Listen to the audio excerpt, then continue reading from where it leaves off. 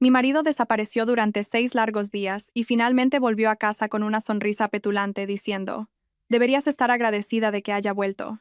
Le miré con calma y respondí, «Tienes razón. Gracias, pero esta ya no es tu casa». Entonces le entregué el sobre amarillo y vi cómo se le iba todo el color de la cara. «Deberías estar agradecida de que haya vuelto». Javier estaba de pie en el recibidor de nuestro piso después de 6 días de silencio, con un aspecto renovado y radiante, esperando gratitud por regresar de la aventura que yo ya había documentado. Pensaba que yo seguía siendo la esposa complaciente que ignoraría un perfume que no había comprado y mentiras sobre congresos que no existían. Estaba equivocado. Pero para entender cuán catastróficamente equivocado estaba, necesito transportarte 3 meses atrás, a cuando todavía creía en el matrimonio que pensaba que teníamos, a cuando todavía era Isabel Herrera, la que ponía excusas por comportamientos sospechosos y se convencía a sí misma de que la confianza significaba no hacer preguntas incómodas. Antes de descubrir que los cimientos de 12 años juntos se habían estado disolviendo silenciosamente mientras yo estaba demasiado ocupada manteniendo las apariencias como para notar las grietas. Antes de continuar, quiero darte las gracias por estar aquí y compartir estas historias de resiliencia y fuerza estratégica. Si crees que la traición merece rendición de cuentas y que protegerse es importante, por favor, considera suscribirte. Es gratis y nos ayuda a llegar a más personas que necesitan escuchar esto. Ahora, veamos cómo se desarrolla todo. Mi nombre es Isabel Herrera y soy consultora de marketing en Madrid, especializada en estrategia de marca para medianas empresas que navegan la transformación digital. Durante 7 años, estuve casada con Javier Mendoza, arquitecto en Urquijo, Partners, una de las firmas de diseño más respetadas de la ciudad. Antes de casarnos, salimos durante 5 años, lo que significaba que habíamos pasado un total de 12 años construyendo lo que yo creía que era una asociación inquebrantable. Tiempo suficiente para pensar que conocías a alguien por completo. Tiempo suficiente para estar devastadoramente equivocada. Nos conocimos en la producción de un grupo de teatro aficionado de nuestro barrio, donde yo gestionaba la publicidad y él construía los decorados. Recuerdo verle trabajar durante los ensayos, la cuidadosa precisión con la que medía la madera y ensamblaba las estructuras esqueléticas que se convertirían en el mundo temporal de la obra. Se me acercó durante un descanso, con restos de serrín aún pegados a su camisa, y me preguntó si quería un café. Hablamos durante 3 horas en una cafetería a 2 manzanas del teatro, esbozando sueños y planes de futuro en servilletas de papel que ambos guardamos durante meses como si fueran artefactos preciosos, marcando el comienzo de algo significativo. Esos primeros años se definieron por una hermosa lucha. Javier se estaba estableciendo como arquitecto en un mercado brutalmente competitivo, aceptando proyectos mal pagados pero que construían su portafolio y reputación. Yo estaba ascendiendo de consultora junior a estratega principal, trabajando jornadas de 16 horas para demostrar mi valía a clientes que inicialmente cuestionaban si alguien de mi edad podía ofrecer valor estratégico. Sobrevivimos a base de comida para llevar y ambición compartida, celebrando pequeñas victorias con botellas de cava que apenas podíamos permitirnos y cenas íntimas en nuestro diminuto apartamento, donde la cocina y el salón ocupaban el mismo espacio de 30 metros cuadrados. Mi madre lo desaprobó al principio, calificando la carrera de Javier de inestable y cuestionando si un arquitecto podría proporcionar la seguridad que ella había imaginado para mi futuro. Le demostramos juntos que estaba equivocada, o eso creía yo en ese momento. Para cuando nos casamos, ambos habíamos alcanzado versiones del éxito que se sentían ganadas con esfuerzo y profundamente compartidas. Javier había conseguido su puesto en Urquijo, Partners, donde finalmente ascendió a diseñador principal. Mi consultoría había crecido hasta el punto de que firmaba contratos de 6 cifras y rechazaba proyectos porque mi agenda no podía acomodar más clientes. Nos mudamos a un piso de 2 dormitorios con ventanales de suelo a techo con vistas a la ciudad, un espacio que amueblamos gradualmente con piezas que representaban nuestra estética combinada. No era lujoso en absoluto, pero era cómodo e innegablemente nuestro.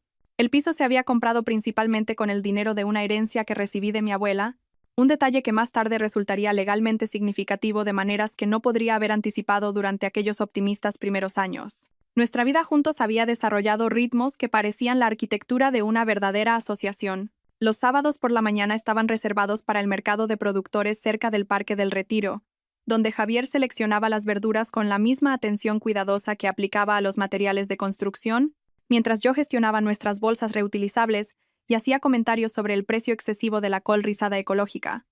Los viernes por la noche significaban noches de cine con comida para llevar del restaurante italiano de la esquina. Su elección de películas se alternaba con la mía en un sistema democrático que habíamos mantenido durante años. Organizábamos cenas en las que nuestros amigos nos llamaban regularmente la pareja que hace que el matrimonio parezca fácil, un cumplido que yo aceptaba con un orgullo que ahora se sentía como una prueba de mi propia ceguera voluntaria. Atesoraba sobre todo las pequeñas intimidades. La forma en que Javier leía en voz alta pasajes de revistas de arquitectura mientras yo trabajaba en presentaciones para clientes en la mesa del comedor, compartiendo conceptos de diseño interesantes como si fueran tesoros que quería que yo apreciara. Nuestras bromas internas y referencias acumuladas que nos hacían sentir que hablábamos un idioma privado que solo nosotros entendíamos. El cómodo silencio de dos personas que no necesitaban una conversación constante para sentirse conectadas. Esos detalles habían constituido mi evidencia de que nuestro matrimonio era sólido, funcional, quizás incluso envidiable para otros que luchaban con las dinámicas de pareja. Los cambios habían comenzado aproximadamente 3 meses antes de aquella devastadora confrontación en la puerta. Sutiles al principio, fáciles de racionalizar individualmente, pero formando un patrón que había elegido activamente no reconocer como significativo hasta que la evidencia se hizo imposible de ignorar. Javier empezó a despertarse más temprano de lo habitual. Su alarma de repente puesta a las 5:30 en lugar de las 6:15 que había mantenido durante toda nuestra relación. Pasaba largos periodos en el baño con la puerta cerrada, saliendo ya vestido y oliendo a un perfume que yo no reconocía en absoluto. El aroma era caro, distintivo, nada remotamente similar al loción para después de afeitar de supermercado que había usado durante nuestros años juntos. Cuando le pregunté casualmente una mañana, mencionó algo vago sobre recibir una muestra en una reunión con un cliente, un detalle demasiado menor para desafiar directamente, pero lo suficientemente notable como para quedarse en mi memoria. Su comportamiento con el teléfono cambió drásticamente. Durante este periodo, el dispositivo que solía estar casualmente sobre las encimeras y mesitas de noche se convirtió en un apéndice permanente de su persona, siempre colocado boca abajo, siempre al alcance inmediato de su mano. Cuando yo entraba en una habitación donde él estaba enviando mensajes o navegando, apartaba la pantalla con movimientos que eran ligeramente demasiado rápidos, ligeramente demasiado deliberados para ser inconscientes. Su portátil adquirió nuevas protecciones con contraseña de la noche a la mañana. Sitios web que antes se cargaban automáticamente ahora requerían autenticación. Pequeñas fortificaciones digitales que individualmente no significaban nada, pero que colectivamente sugerían a alguien construyendo muros metódicamente. Empezaron a aparecer irregularidades financieras en los extractos de nuestra cuenta conjunta. Retiradas de efectivo ocurrían todos los jueves sin excepción. Siempre exactamente 200 euros. Cantidades cuidadosamente calibradas para evitar activar alertas de fraude, pero lo suficientemente consistentes como para establecer un patrón inconfundible una vez que empecé a prestar atención. Aparecían cargos de restaurantes que nunca habíamos visitado juntos, siempre en noches de entresemana cuando él afirmaba estar trabajando hasta tarde en proyectos exigentes. Cuando le preguntaba sobre sus horas extra en la oficina, sus explicaciones se volvían progresivamente más cortas y notablemente más defensivas en tono. Es un proyecto exigente, Isabel. ¿Entiendes cómo funcionan los plazos?, decía con un deje de irritación que parecía diseñado para desalentar más preguntas. Yo entendía los plazos íntimamente. Eran centrales en mi propio trabajo de consultoría, pero los plazos, en mi experiencia, no solían requerir un perfume nuevo, un comportamiento secretista con el teléfono o retiradas de efectivo regulares que formaban patrones sospechosos. Mi mejor amiga, Clara, notó mi deterioro antes de que yo me admitiera completamente el problema a mí misma. Durante nuestro café mensual en nuestro lugar habitual cerca del Palacio de Cristal en el Retiro, me estudió con la evaluación profesional de alguien que pasaba toda su carrera documentando la disolución de relaciones. Clara era abogada de divorcios, una de las más exitosas de Madrid, y alguien a quien conocía desde nuestros años universitarios, que me entendía lo suficientemente bien como para reconocer cuando algo fundamental había cambiado en mi vida. «Pareces completamente agotada», dijo. No como una observación casual, sino como un diagnóstico clínico que exigía una explicación. ¿Qué está pasando realmente contigo? Me encontré confesando detalles que no había planeado conscientemente compartir con nadie. La creciente distancia emocional de Javier, los cambios de horario inexplicables, el perfume que olía a secretos caros, la protección del teléfono que sugería que estaba protegiendo información a la que no quería que yo accediera, la creciente sensación de que vivía con alguien que permanecía físicamente presente pero que se había reubicado emocionalmente en algún lugar al que yo no estaba invitada a seguir. Clara escuchó sin un juicio visible, pero vi el reconocimiento destellar en su expresión. El acuse de recibo profesional de un patrón de comportamiento que había presenciado innumerables veces en su práctica legal. Isabel, me he encontrado con esta combinación exacta de comportamientos al menos 1000 veces profesionalmente, dijo con cuidado, su tono equilibrado precisamente entre la amistad personal y la observación profesional. No estoy afirmando definitivamente que Javier esté teniendo una aventura, pero necesito que entiendas que lo que describes representa señales de alarma de manual. Confía en tus instintos en esto. Suelen ser precisos, y la mayoría de la gente sabe la verdad mucho antes de estar psicológicamente preparada para admitírsela conscientemente. No insistió más después de plantar esa semilla. Clara entendía intuitivamente que necesitaba llegar a la conclusión de forma independiente en lugar de que me la impusieran desde fuentes externas. Pero esa noche, acostada junto a Javier mientras él navegaba por su teléfono con la espalda deliberadamente vuelta hacia mí, sentí que algo se rompía audiblemente dentro de mi pecho. No mi corazón rompiéndose exactamente, sino más bien los cimientos de mi negación fracturándose bajo el peso acumulado de la evidencia que ya no podía racionalizar con éxito. Había estado fingiendo ignorancia, protegiéndome activamente de una verdad que ya había descubierto a medias, y las palabras cuidadosamente elegidas de Clara habían despojado la última capa protectora de ceguera voluntaria que había estado manteniendo. La confirmación definitiva llegó un martes por la noche, cuando Javier cometió su primer error operativo significativo. Dejó su portátil abierto en la encimera de la cocina mientras se duchaba, cantando una canción de Pablo Alborán que nunca le había oído poner en toda nuestra relación. La pantalla brillaba con su bandeja de entrada de correo electrónico, y apareció una notificación que reorganizó fundamentalmente mi comprensión de la realidad. Anoche fue increíble. No se entera de nada. Qué ganas de que llegue la semana que viene. El nombre del remitente era Sofía Romero, alguien que Javier había mencionado quizás una docena de veces en 3 años como su jefa de proyecto en Urquijo Partners. Competente, siempre había dicho. Profesional, estrictamente negocios, nada más. Mis manos temblaban mientras leía el texto de vista previa repetidamente, esperando desesperadamente haber malinterpretado de alguna manera el significado literal de las palabras que se mostraban ante mí, sabiendo absolutamente que no era así. No abrí el correo electrónico completo para leer más detalles. No necesitaba ver más. Esas 2 frases contenían todo lo necesario para entender lo que había estado sucediendo. Mi marido estaba teniendo una aventura. La mujer involucrada sabía de mi existencia, y encontraba mi ignorancia lo suficientemente divertida como para referenciarla directamente. Estaban planeando activamente futuros encuentros con la comodidad casual de un patrón establecido. Cerré el portátil exactamente como lo había encontrado, manteniendo el ángulo y la posición precisos de la pantalla. Mi mente se sentía extrañamente tranquila a pesar de que mi corazón se aceleraba con la adrenalina. Volví a la encimera de la cocina donde había estado cortando verduras para el salteado que habíamos planeado compartir.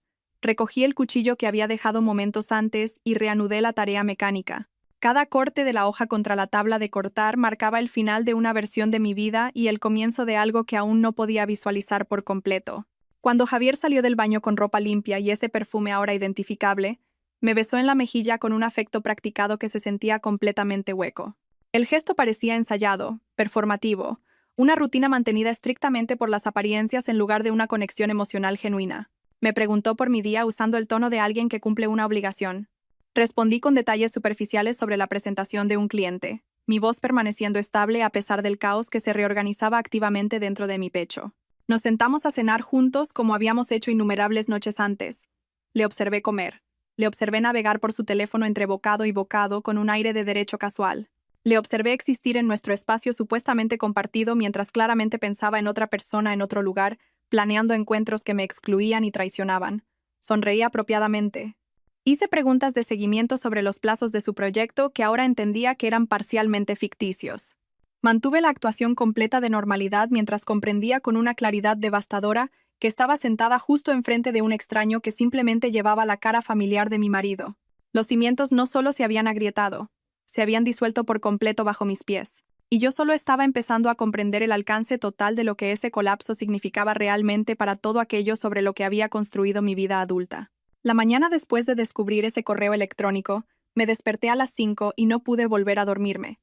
Javier todavía respiraba profundamente a mi lado, ajeno al hecho de que la mujer que yacía a su lado había dejado de ser su esposa en cualquier sentido significativo y se había convertido en algo más parecido a una investigadora documentando la escena de un crimen. Me deslicé de la cama en silencio, preparé un café que no podía saborear y me senté en mi coche fuera de una cafetería a 3 manzanas de mi oficina a las 7 de la mañana, mirando la información de contacto de Clara en la pantalla de mi teléfono. Mi orgullo luchaba violentamente con mi instinto de supervivencia. Pedirle a mi mejor amiga recomendaciones de abogados de divorcio se sentía como anunciar públicamente el certificado de defunción de mi matrimonio, transformando la sospecha privada en una realidad irreversible. Una vez que hiciera esta llamada, no habría forma de fingir que había malinterpretado ese correo electrónico o que existía una explicación inocente para el perfume y los cargos de hotel de los jueves por la noche. Esta llamada haría oficial la traición. Me obligaría a dejar de interpretar el papel de esposa confiada y empezar a prepararme para el papel de exesposa. Pero la alternativa me aterraba más. Enfrentarme a Javier sin preparación, dejando que la emoción cruda guiara mi estrategia. Se sentía como ir a la batalla completamente desarmada mientras mi oponente había estado planeando su campaña durante meses. Pulsé llamar antes de poder cambiar de opinión. Clara respondió al segundo tono, su voz cálida con la suposición de que esta era una llamada normal y amistosa. Isabel, hola. ¿Todo bien? Necesito una recomendación, dije, mi voz más firme de lo que esperaba. Para mí, un abogado de divorcios. El silencio al otro lado duró quizás 3 segundos, pero se sintió sustancialmente más largo. Cuando Clara habló de nuevo, su tono había cambiado por completo del de amiga personal al de profesional experimentada, que había escuchado esta misma frase de mujeres desesperadas innumerables veces antes. ¿Vivian Torres?, dijo sin dudarlo, sin preguntas que no estuviera lista para responder, sin tópicos sobre terapia de pareja o arreglar las cosas. Es brillante, absolutamente meticulosa y no pierde casos. Te enviaré su número ahora mismo. 20 minutos después, estaba programando una consulta durante una pausa para comer que Javier asumiría que había pasado en mi clase de yoga habitual de los jueves. La recepcionista me ofreció una cita para la semana siguiente. Pregunté si había algo disponible antes. Encontró una cancelación para esa misma tarde a las 2. La oficina de Vivian Torres ocupaba el piso 43 de un edificio con vistas a la Castellana, todo líneas limpias y ventanales de suelo a techo que hacían que la ciudad pareciera magnífica e indiferente al sufrimiento humano individual. Vivian misma era una mujer de mirada penetrante de unos 50 y tantos años, con el pelo plateado cortado en un bob preciso y una actitud directa y sin rodeos que de alguna manera me hizo sentir más segura a pesar de estar discutiendo el colapso de mi matrimonio con una completa extraña. Escuchó mi historia sin reacción visible, tomando notas ocasionales en un bloc de notas legal mientras describía el correo electrónico, el perfume, el patrón de los jueves por la noche, la creciente distancia. Cuando terminé, dejó su bolígrafo y se inclinó ligeramente hacia adelante. Isabel, voy a ser extremadamente directa porque eso es lo que necesitas ahora mismo. Tienes exactamente 2 opciones: reaccionar emocionalmente de inmediato y perder una ventaja significativa, o reunir pruebas metódicamente durante las próximas semanas y controlar el resultado por completo. ¿Qué opción quieres? La segunda, dije sin dudarlo. Bien, respondió Vivian. Entonces tenemos que hablar de documentación, protección financiera y sincronización estratégica. Esto va a ser incómodo. Vas a sentir que estás haciendo algo mal al investigar a tu propio marido. No lo estás haciendo. Te estás protegiendo de alguien que ya ha demostrado que tu bienestar no es su prioridad. Durante las siguientes 3 semanas, me transformé en alguien que apenas reconocía en el espejo. Me convertí en una detective en mi propio matrimonio. Una mujer que fotografiaba los extractos de las tarjetas de crédito cuando Javier los dejaba en la encimera de la cocina, que documentaba los patrones de su comportamiento con los mensajes de texto, que accedía a nuestro plan de telefonía familiar en línea para rastrear su ubicación durante sus supuestas noches tardías en la oficina. El proceso se sintió sucio de maneras que no había anticipado.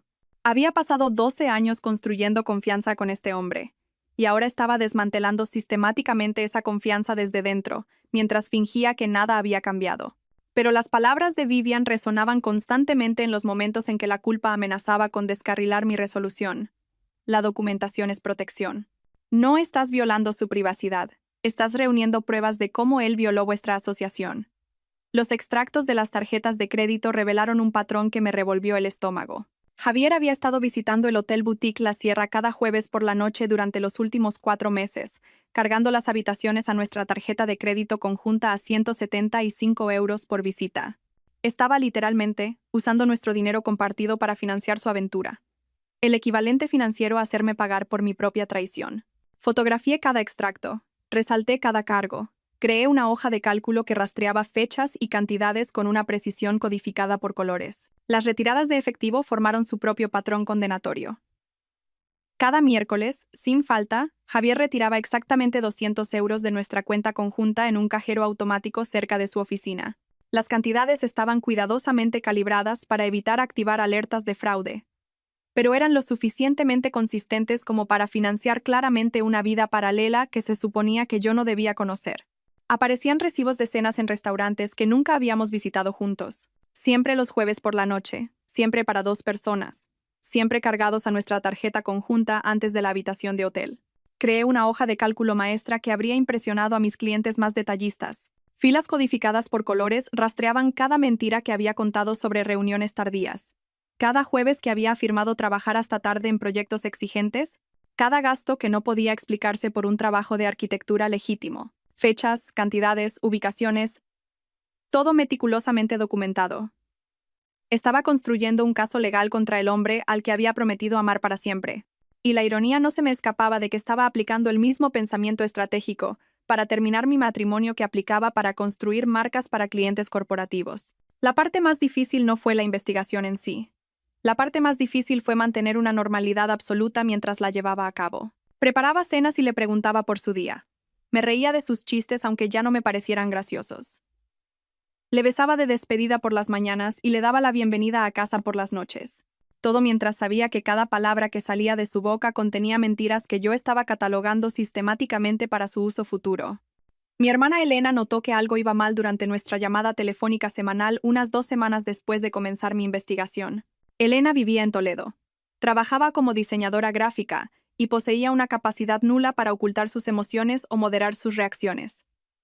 «Suenas completamente rara», dijo sin rodeos a mitad de nuestra conversación. «¿Qué te pasa realmente?», dudé, sabiendo que contárselo a Elena abriría una puerta que no podría cerrar, pero el peso de llevar esto sola se había vuelto insostenible, y necesitaba que alguien de mi familia supiera la verdad, incluso si no estaba lista para una exposición más amplia. La confesión brotó en un torrente que no pude controlar. El correo electrónico, el perfume, los cargos del hotel, las pruebas que había estado reuniendo. La respuesta de Elena fue inmediata y totalmente predecible. «Voy a matarlo», dijo, su voz elevándose con una rabia genuina. «Literalmente voy a conducir a Madrid ahora mismo y prenderle fuego a su oficina, o quizás solo a su coche». «¿Todavía aparca en ese garaje de la calle Serrano, Elena?» «No», dije con firmeza, reconociendo el peligroso filo en su voz. «No puedes hacer nada. Si te enfrentas a él o causas algún tipo de escena, arruinarás por completo mi estrategia legal».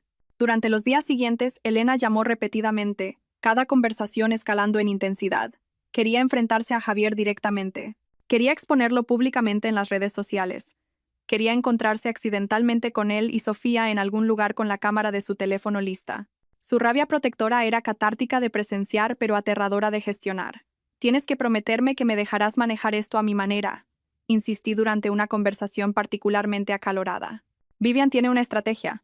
Si interfieres, podrías perjudicar mi caso». Elena accedió a regañadientes, pero pude oír la furia apenas contenida en su voz. La situación se complicó más cuando mencionó contárselo a nuestra madre Leonor, una mujer tradicional que siempre había adorado a Javier y creía firmemente en la santidad de los votos matrimoniales. «Mamá necesita saber lo que te está haciendo», argumentó Elena. «Merece entender por qué su yerno es un pedazo de mentiroso». «No», interrumpí. «Mamá no puede saberlo todavía. Intentará arreglarlo. Querrá que vaya a terapia, o que le dé otra oportunidad, o que rece por ello. No puedo lidiar con eso ahora mismo». Elena prometió silencio, pero escuché la dificultad de esa promesa en su voz. Mi hermana nunca había sido buena guardando secretos, especialmente los que la enfadaban. El avance en mi investigación llegó cuando Vivian recomendó a un investigador privado llamado Marcos Vega. Marcos era un ex detective de la Policía Nacional que se había pasado a la investigación privada, especializándose en casos matrimoniales. Era caro, requería 2.000 euros por adelantado, pero Vivian prometió que valía cada céntimo. «Te conseguirá fotografías, documentación exhaustiva, patrones de comportamiento, todo lo que necesitarás para las negociaciones del acuerdo», explicó. «Esto no se trata de castigar a tu marido. Se trata de asegurarte de que tienes una posición de fuerza». Marcos trabajó durante exactamente 2 semanas, siguiendo a Javier durante sus supuestas noches tardías y visitas a obras de fin de semana. Cuando entregó su informe, encuadernado profesionalmente con pestañas que separaban diferentes categorías de pruebas, tuve que sentarme antes de abrirlo. Las fotografías eran devastadoras en su intimidad casual. Javier y Sofía caminando de la mano por la orilla de un embalse que no reconocí, compartiendo cena en un restaurante con copas de vino y luz de velas, besándose en un aparcamiento con la cómoda facilidad de una pareja establecida en lugar de la nerviosa emoción de una nueva aventura. Cada imagen estaba fechada y geolocalizada, creando una línea de tiempo irrefutable que coincidía exactamente con las fechas en las que Javier había afirmado estar trabajando hasta tarde o visitando obras. Pero el informe de Marcos contenía información más allá de la propia aventura. Descubrió que Javier había estado alquilando una cabaña en la sierra a 40 minutos de Madrid durante los últimos 6 meses. El contrato de alquiler estaba a su nombre, pagado con nuestra tarjeta de crédito conjunta, una propiedad para escapadas románticas que había estado utilizando para encuentros prolongados de los que yo no sabía nada. El análisis financiero que Marcos incluyó fue lo que más me golpeó. Había calculado que Javier había gastado aproximadamente 12,0 euros de nuestros ahorros conjuntos en esta aventura durante los últimos 6 meses. Habitaciones de hotel, cenas en restaurantes, el alquiler de la cabaña, regalos que Sofía recibía mientras yo no recibía nada. Nuestro dinero compartido financiando su traición. Marcos me miró desde el otro lado de su escritorio con una expresión que mezclaba el desapego profesional con una simpatía genuina. Señora Mendoza, su marido no solo está siendo infiel, dijo en voz baja. Está robando activamente de vuestro futuro compartido para financiarlo. Eso importa legalmente. Eso cambia el cálculo significativamente. Conduje a casa esa noche con el informe de Marcos en mi bolso y una claridad que no había poseído antes. Esto no era solo una aventura nacida de una insatisfacción temporal o una crisis de la mediana edad. Era una traición calculada, sostenida y financieramente significativa. Javier había estado construyendo una vida paralela mientras permitía que yo subsidiara tanto su existencia legítima como la secreta. Esa noche en la cena, le observé comer la pasta que había preparado y no sentí absolutamente nada. Ni amor, ni ira. Solo una fría evaluación de alguien que había demostrado ser indigno de cualquiera de esas emociones. El viernes por la mañana en que Javier se fue, llegó con una normalidad engañosa. Salió del dormitorio a su hora habitual, vestido con ropa de negocios informal, con su pequeña maleta de ruedas ya preparada, y esperando junto a la puerta. Se acercó a mí en la cocina, donde yo estaba preparando café, y me besó en la frente con el mismo afecto practicado que había mostrado durante meses. Un gesto que ahora se sentía enteramente mecánico. Congreso en Bilbao este fin de semana, anunció, su tono con la confianza casual de alguien que ha ensayado esta mentira hasta que suena natural. Probablemente vuelva el domingo por la noche, quizás el lunes por la mañana a más tardar. Presentación a un cliente potencial importante. No puedo perderme esta oportunidad.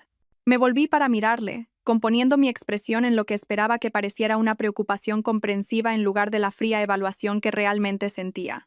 Buena suerte con la presentación, dije, forzando calidez en mi voz. Te echaré de menos.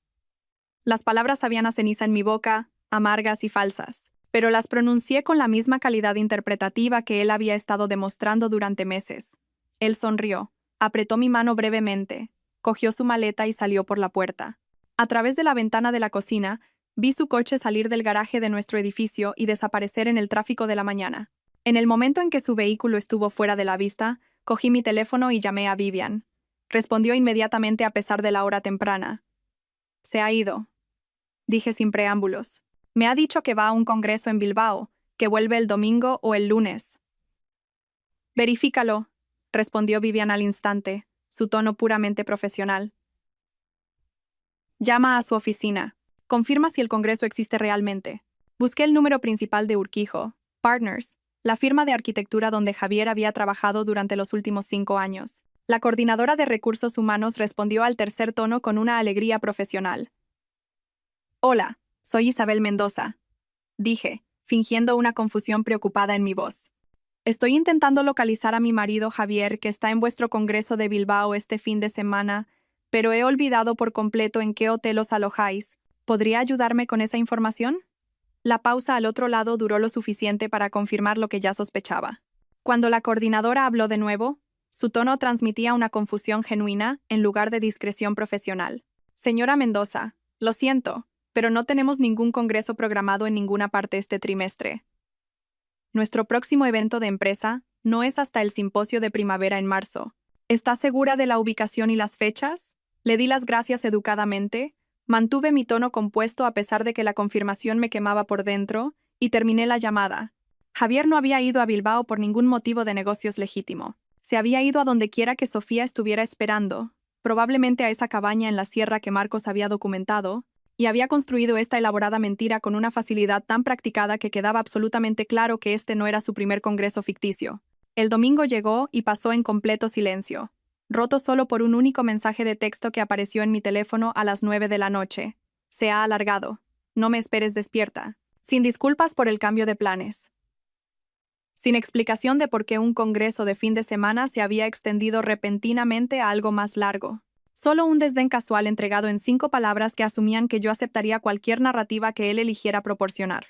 Miré ese mensaje durante varios minutos, sintiendo que algo cambiaba fundamentalmente dentro de mí. El abandono que podría haber sentido en etapas anteriores de nuestra relación se había transformado en algo más frío e infinitamente más peligroso para él. Una resolución estratégica. El lunes por la mañana comencé a desmantelar nuestra vida compartida con precisión quirúrgica. Primero cambié las cerraduras. Contacté a un servicio de cerrajería 24 horas y les hice instalar mecanismos completamente nuevos en la puerta de nuestro piso para el mediodía. El contrato de arrendamiento estaba únicamente a mi nombre, algo que había establecido 3 años antes cuando nos mudamos a este edificio usando el dinero de la herencia de mi abuela. Ese detalle, que había parecido irrelevante en tiempos más felices cuando creíamos que nuestra asociación era permanente, se convirtió ahora en una protección legal crucial.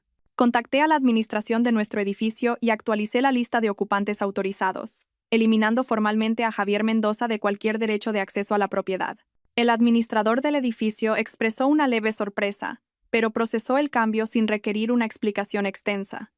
La política del edificio permitía a los arrendatarios modificar los privilegios de acceso a su discreción. El martes, abordé nuestro enredo financiero. Contacté a las compañías de nuestras tarjetas de crédito y cancelé las tarjetas asociadas a nuestra cuenta conjunta, sincronizando las cancelaciones cuidadosamente para asegurar que cualquier cargo que Javier intentara hacer durante su ausencia fuera denegado. Abrí una nueva cuenta corriente en una institución financiera completamente diferente y redirigí mis ingresos de consultoría, que habían estado financiando la mayoría de nuestros gastos conjuntos durante los últimos 2 años. Cada transferencia fue documentada meticulosamente con notas, explicando que estaba protegiendo los bienes gananciales de una mayor disipación debido a una presunta mala conducta. El miércoles trajo la tarea emocionalmente compleja de empaquetar sus pertenencias. Me moví por nuestro piso metódicamente, recogiendo su ropa del armario que habíamos compartido, sus artículos de aseo del baño, sus libros de arquitectura de las estanterías que él mismo había instalado hacía 3 años, su colección de revistas de diseño, sus herramientas de dibujo, sus fotografías enmarcadas de proyectos que había completado. Todo fue a cajas que apilé en la habitación de invitados con la eficiencia sistemática de alguien que cataloga artefactos para su almacenamiento permanente. Cada artículo que empaquetaba traía recuerdos que querían aflorar. La camisa que había llevado en nuestro viaje de aniversario a la Costa Brava, el reloj que le había regalado por su cumpleaños hacía 2 años, el cuaderno de bocetos donde había dibujado conceptos preliminares para proyectos mientras nos sentábamos juntos en perezosas mañanas de domingo. Me obligué a tratar estos objetos como evidencia de una vida que ya había terminado, en lugar de restos de algo por lo que valiera la pena llorar. La emoción era un lujo que no podía permitirme durante estas críticas 72 horas. El desmantelamiento físico se sintió a la vez devastador y extrañamente empoderador.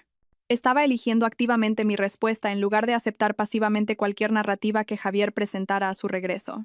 12 años de asociación acumulada comprimidos en cajas y cambios de pólizas. La arquitectura de nuestra existencia compartida, sistemáticamente deconstruida mientras él presumiblemente construía recuerdos íntimos con otra persona. Marcos llamó el miércoles por la tarde, día 5 de la ausencia inexplicada de Javier, con una actualización entregada en su manera característicamente directa. «Tengo lo que necesitas», dijo simplemente. «¿Podemos vernos?» Nos citamos en una cafetería en un barrio lejos de cualquier lugar que yo frecuentara habitualmente, reduciendo cualquier posibilidad de encontrar a alguien que pudiera reconocerme y hacer preguntas incómodas que no estaba preparada para responder públicamente. Marcos llegó con un sobre de Manila y una memoria USB. Ambos los colocó sobre la mesa entre nosotros con la solemnidad de quien entrega pruebas cruciales en una investigación criminal. Las fotografías impresas que extendió ante mí mostraban a Javier y Sofía en lo que ahora reconocí como la cabaña en la sierra de sus informes de vigilancia anteriores. Estas imágenes eran diferentes de la documentación previa, más íntimas y de alguna manera más dañinas en su domesticidad casual. Estaban cocinando juntos en la pequeña cocina de la cabaña, Sofía riéndose de algo mientras Javier estaba de pie detrás de ella con los brazos alrededor de su cintura. Estaban sentados en la terraza con copas de vino capturando la luz del atardecer, su lenguaje corporal mostrando la cómoda facilidad de una pareja establecida. Una fotografía en particular me golpeó con fuerza física. Javier y Sofía en un pequeño restaurante del pueblo cercano, sentados uno frente al otro en una mesa de esquina. Javier llevaba la nueva chaqueta azul marino que había notado colgada en nuestro armario el mes pasado. Sofía llevaba un delicado collar de plata que atrapaba la luz de manera que sugería que era caro, posiblemente un regalo financiado con dinero de nuestras cuentas conjuntas. Marcos también los había capturado cargando bolsas de la compra en el coche de Javier. Actividades domésticas ordinarias que se veían exactamente como una pareja de vacaciones gestionando los detalles prácticos de su vida compartida temporal. La normalidad de todo ello de alguna manera hacía la traición más completa. No se están escondiendo, observó Marcos, observando mi rostro procesar las imágenes. Están cómodos, establecidos, sin tomar precauciones particulares. Este no es un comportamiento nuevo para ellos. Esto es rutina. Me entregó el contrato de alquiler de la cabaña, que de alguna manera había logrado obtener a través de métodos que se negó a especificar. Javier lo había firmado usando su nombre real y había pagado la fianza con nuestra tarjeta de crédito conjunta. La arrogancia era impresionante. Literalmente había cargado el alojamiento de su aventura a nuestra cuenta compartida, convirtiéndome en una participante financiera involuntaria de mi propia traición. El jueves por la noche, con Javier entrando en su 6º día consecutivo de ausencia inexplicada, me senté en la mesa de nuestro comedor con documentos extendidos ante mí como planes de batalla. Vivian estaba en el altavoz, guiándome en la preparación de lo que ella llamó el paquete de rendición de cuentas. Compilamos todo en un único sobre legal amarillo. La demanda de divorcio que Vivian había presentado esa mañana en el juzgado. Pruebas fotográficas de Marcos con fechas, lugares y actividades cuidadosamente anotadas. Extractos de tarjetas de crédito con resaltador marcando cada gasto relacionado con la aventura. Registros bancarios documentando mis transferencias de protección de activos, acompañados de notas detalladas explicando la justificación legal de cada acción. Una carta formal de cese y desistimiento restringiendo el acceso de Javier a las cuentas matrimoniales. La carta de la administración del edificio confirmando su eliminación de la lista de ocupantes autorizados de nuestro piso. Vivian también había preparado un análisis financiero completo calculando que Javier había disipado aproximadamente 12.000 euros de fondos gananciales en esta aventura durante 6 meses. Cargos de hotel, facturas de restaurantes, el alquiler de la cabaña, regalos. Todo detallado con la precisión de una auditoría forense. Esta documentación se convertiría en central para los argumentos sobre la división de bienes. Esta es tu póliza de seguro, explicó Vivian, su voz transmitiendo satisfacción profesional. Cuando regrese, y regresará absolutamente, porque los hombres como este siempre asumen que pueden gestionar múltiples realidades indefinidamente, le entregas este sobre. No discutas. No expliques. No te involucres emocionalmente. Simplemente entrégaselo y observa cómo su comprensión de la situación se reinicia por completo en tiempo real.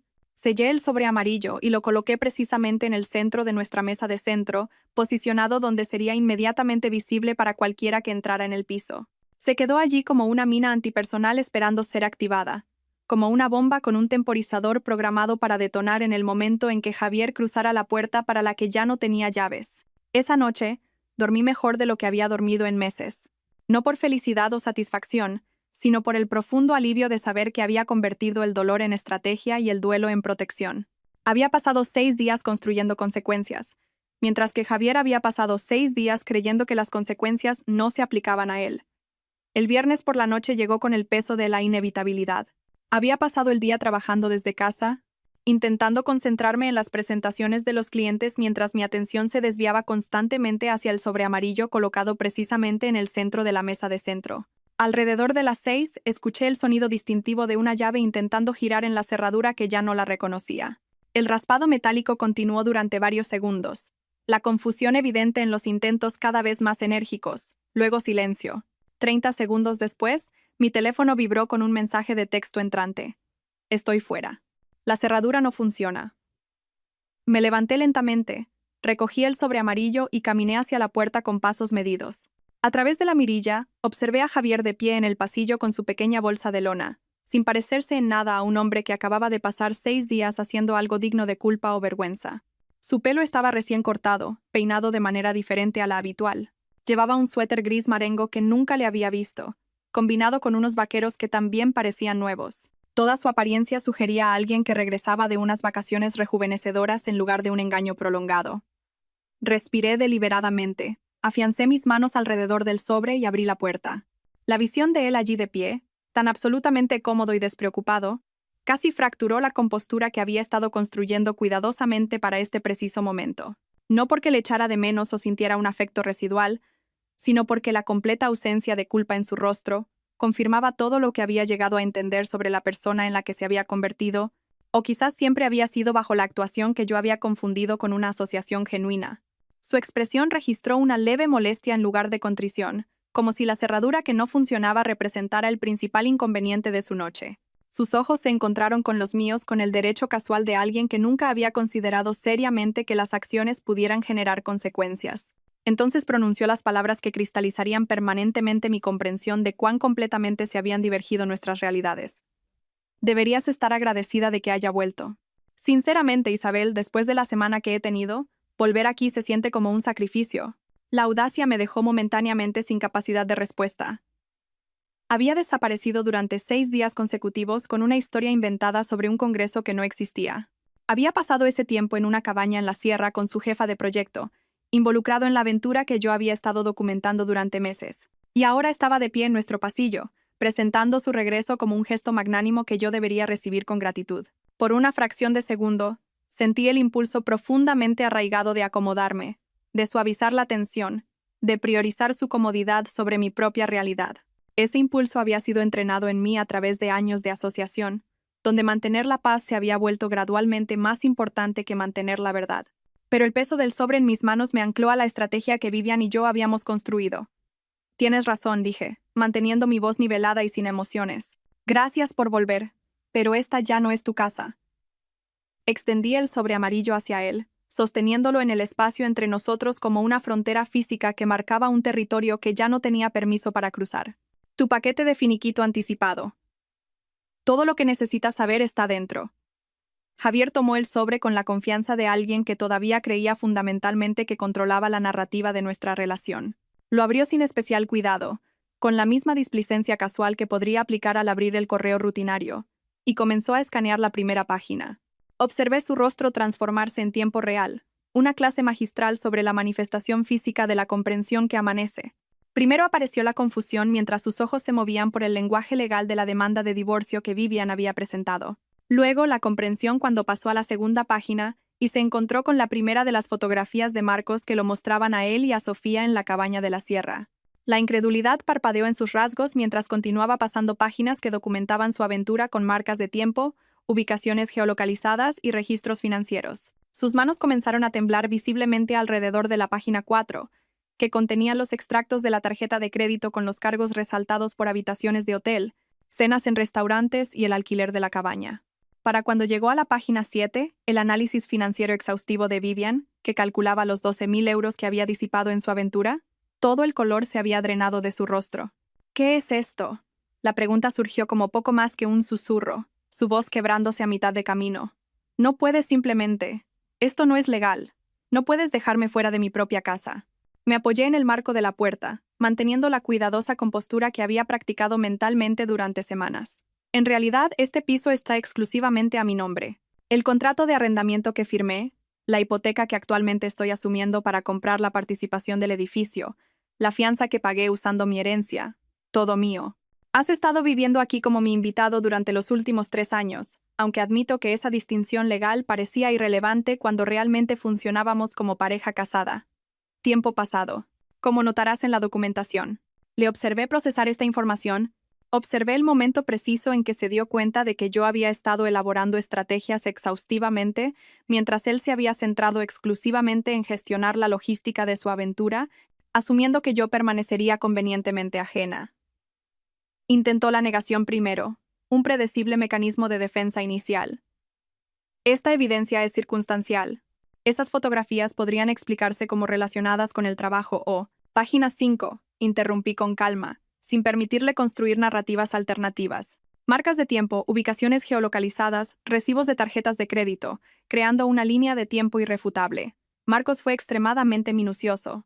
El contrato de alquiler de la cabaña también está incluido, firmado a tu nombre, cargado a nuestra cuenta conjunta. Su negación se desmoronó rápidamente, reemplazada por la igualmente predecible estrategia de la culpa. Has estado emocionalmente fría y distante durante meses, Isabel, priorizando constantemente tu trabajo de consultoría sobre nuestra relación. Sofía simplemente me entendía de maneras que aparentemente tú dejaste de intentar.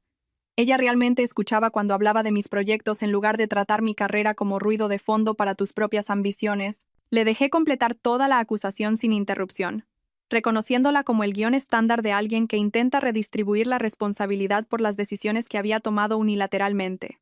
Cuando finalmente se quedó en silencio, respondí con la claridad que había desarrollado durante semanas de procesar su traición.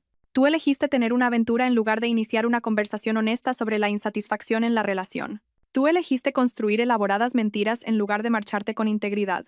Tú elegiste gastar 12.000 euros de nuestro dinero compartido financiando esa aventura mientras permitías que yo subsidiara nuestros gastos domésticos legítimos. Cada una de las decisiones en esa secuencia fue enteramente tuya. Mi única elección fue determinar cómo responder a tus elecciones. Y elegí la documentación sobre la devastación y la estrategia sobre el sufrimiento. Javier miró los papeles de nuevo, luego de vuelta a mí, buscando desesperadamente la versión de mí que solía acomodar sus estados de ánimo, que solía perseguirlo para obtener un cierre cuando se distanciaba emocionalmente, que solía absorber su insatisfacción y trabajar para arreglar problemas que nunca había articulado claramente. Esa mujer ya no existía en ninguna forma a la que él pudiera acceder o manipular. ¿Dónde se supone que voy a ir?, preguntó, su voz ahora despojada de la arrogancia anterior, reducida a algo más pequeño e incierto. Esa es una excelente pregunta que deberías haber considerado antes de pasar una semana en una cabaña en la sierra con Sofía, cargando toda la escapada romántica a nuestra tarjeta de crédito conjunta, respondí uniformemente. Tus pertenencias están empaquetadas sistemáticamente en la habitación de invitados. Tienes exactamente 1 hora para recogerlas antes de que la seguridad del edificio haga cumplir las restricciones de ocupación detalladas en la carta de la administración, incluida en tu paquete de documentación. Intentó una última apelación, recurriendo a nuestra historia compartida como si pudiera funcionar como palanca contra la realidad presente. Estuvimos juntos 12 años, Isabel. Eso tiene que significar algo. No puedes simplemente borrar 12 años. Sentí algo retorcerse incómodamente en mi pecho. No por nostalgia o afecto residual, sino por reconocer su intento de usar nuestra historia como arma contra mí, de usar los cimientos que habíamos construido como argumento de por qué debería tolerar su destrucción. Significaba todo, dije en voz baja, sosteniendo su mirada. Tiempo pasado. Tú convertiste sistemáticamente esos 12 años en una historia con moraleja sobre dar por sentada una asociación. Felicidades por esa particular transformación. Di un paso atrás y comencé a cerrar la puerta. Javier inmediatamente puso su mano contra ella, no con agresión, sino con la energía desesperada de alguien que ve su realidad reestructurarse de maneras que no puede controlar o negociar. Por favor, ¿podemos simplemente hablar de esto como adultos? Tener una conversación real en lugar de este enfoque legal y frío. Encontré sus ojos una última vez, observando el miedo y la confusión allí, sin sentir absolutamente nada más allá de un distante interés clínico en su estado psicológico. Los adultos no desaparecen durante 6 días sin una explicación legítima, dije con calma. Los adultos no construyen congresos ficticios para cubrir aventuras prolongadas. Los adultos no gastan recursos matrimoniales en habitaciones de hotel para relaciones extramatrimoniales. Querías ser tratado como un adulto. Se te están entregando papeles de divorcio exhaustivos preparados por una abogada experimentada. Eso representa la versión adulta de esta conversación. Todo lo demás es solo negociación, y ya no estoy interesada en negociar con alguien que ha estado operando de mala fe durante meses. Cerré la puerta con finalidad. La cerradura se activó con un clic sólido que se sintió como un punto y final, marcando el fin de un capítulo muy largo y doloroso. A través de la mirilla, observé a Javier permanecer inmóvil en el pasillo durante casi 2 minutos completos, mirando el sobre amarillo en sus manos como si esperara que se transformara en algo diferente si miraba el tiempo suficiente. Finalmente, se volvió lentamente hacia el ascensor, con los hombros visiblemente caídos bajo el peso de las consecuencias que genuinamente nunca imaginó que se materializarían. Las puertas del ascensor se cerraron sobre su figura disminuida, y me alejé de la puerta, apoyando la mano en la pared para estabilizarme, mientras la adrenalina que había sostenido mi compostura comenzaba a disiparse. Había terminado. La confrontación para la que me había estado preparando estratégicamente había concluido exactamente como Vivian predijo que lo haría. El piso se sentía antinaturalmente silencioso después de que Javier se fuera. Permanecí de pie cerca de la puerta durante varios minutos, escuchando el silencio asentarse a mi alrededor como una sustancia física. Mis manos temblaban ligeramente por la adrenalina que había sostenido mi compostura durante la confrontación y las presioné planas contra la pared fría para estabilizarme. El fin de semana transcurrió en un extraño estado suspendido, donde existía en algún lugar entre el alivio y la anticipación. Sabía que la confrontación en mi puerta representaba solo el comienzo de un proceso más largo, no un final limpio. Javier necesitaría procesar lo que había sucedido, y el procesamiento conduciría inevitablemente a una reacción. El lunes por la mañana llegó con desarrollos inesperados que confirmaron mis instintos sobre las consecuencias que se extendían más allá de nuestra disolución privada. Mi teléfono sonó a las 10:15, con una llamada de un número desconocido que mostraba un prefijo del centro de Madrid. Respondí con cautela, y una voz femenina profesional se presentó como Patricia Winters, directora de Recursos Humanos de Urquijo, Partners. Señora Mendoza, la llamo en relación con la información que hemos recibido sobre una relación entre dos de nuestros empleados, dijo, su tono cuidadosamente neutral de la manera que los profesionales de RRHH dominan cuando discuten situaciones potencialmente litigiosas. Estamos llevando a cabo una investigación interna y queríamos informarle como cortesía profesional, dado que puede verse afectada por estos acontecimientos. Me senté lentamente, insegura de qué respuesta era apropiada o esperada. Le agradezco que me lo haga saber, dije con cuidado. Patricia continuó con precisión medida. Cuando llamó a nuestra oficina hace varios días preguntando por un congreso en Bilbao, esa consulta se anotó en nuestro sistema, ya que planteó preguntas sobre el paradero de los empleados y las representaciones de la empresa. Posteriormente, varios miembros del personal informaron haber observado un comportamiento entre el señor Mendoza y su jefa de proyecto, Sofía Romero, que parecía violar nuestras políticas de conducta en el lugar de trabajo. Nos tomamos estos asuntos en serio, particularmente cuando involucran relaciones supervisor-subordinado, que pueden crear ambientes de trabajo hostiles para otros miembros del equipo. Durante los días siguientes, a través de las actualizaciones cuidadosamente redactadas que Patricia proporcionó y de la información que Marcos continuó recopilando, supe exactamente lo que había sucedido en Urquijo, Partners, después de que Javier regresara de su ausencia de 6 días. Colegas que previamente habían pasado por alto o desestimado la dinámica entre Javier y Sofía como colaboraciones profesionales, de repente vieron sus interacciones a través de una lente diferente. Conversaciones en voz baja en salas de reuniones con las puertas cerradas. Almuerzos prolongados que no figuraban en los calendarios. La forma en que la cara de Sofía cambiaba cuando Javier entraba en una habitación y cómo su atención se desviaba inmediatamente hacia ella, independientemente de quién más estuviera presente. Pequeños comportamientos que individualmente no significaban nada, pero que colectivamente formaban un patrón que varios empleados habían reportado de forma independiente a RRHH.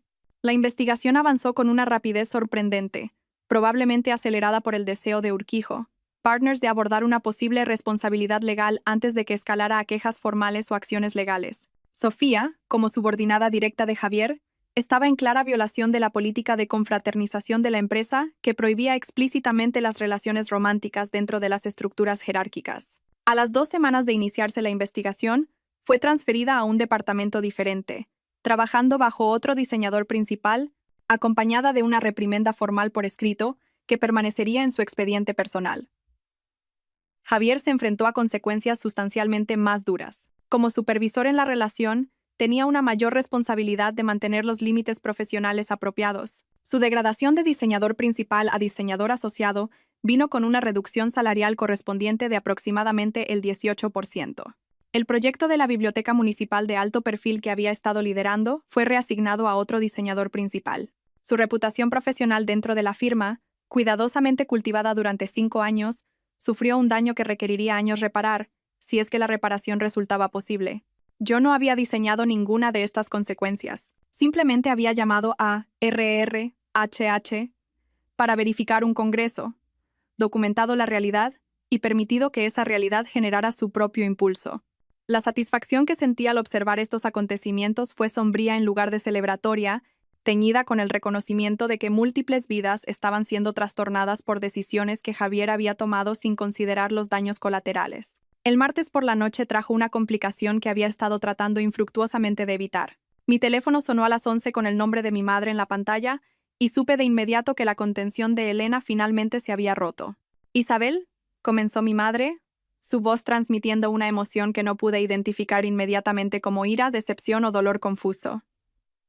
«Elena me ha contado lo de Javier. Me lo ha contado todo». Cerré los ojos, preparándome para la conversación que había estado temiendo desde que presenté la demanda de divorcio. «Mamá, iba a decírtelo cuando». «¿Cómo pudiste no decírmelo?», interrumpió, su tono agudizándose. «¿Cómo pudiste tomar una decisión tan importante en tu vida sin discutirla con tu familia? ¿Sin siquiera informarme de que tu matrimonio estaba en crisis?». La dirección de su respuesta me tomó completamente por sorpresa. Había anticipado simpatía, ofertas de apoyo, quizás preguntas sobre cómo lo estaba manejando emocionalmente. En cambio, mi madre parecía principalmente molesta por haber sido excluida del proceso de toma de decisiones.